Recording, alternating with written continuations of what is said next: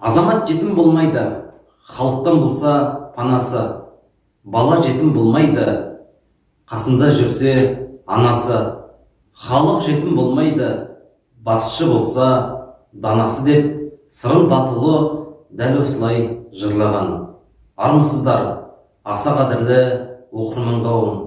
Назарларыңызға сирек және құнды кітаптар қорынан 1951 жылы Алматы қаласындағы Қазақ мемлекеттік баспасынан жарық көрген тарих ғылымдарының докторы Михаил Трифорович Вяткиннің «Сырым батыр» кітабын назарларыңызға ұсынамыз.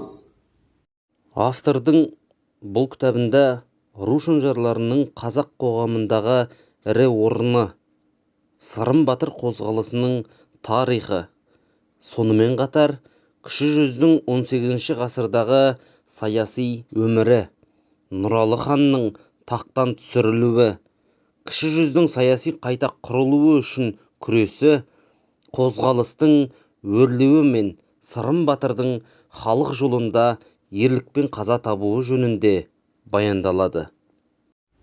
Құрметті оқырман қауым, Сырым батыр туралы қандай да бір мағлұмат іздесеңіз, сіз іздеген құнды дүниелер кітапханамыздан табылады. Келіңіздер, кітап оқыңыздар. Сіздермен әдеттегідей бірге болған мен Еркебұлан Елеусізұлы. Келесі кездескенше сау, саламатта болыңыздар.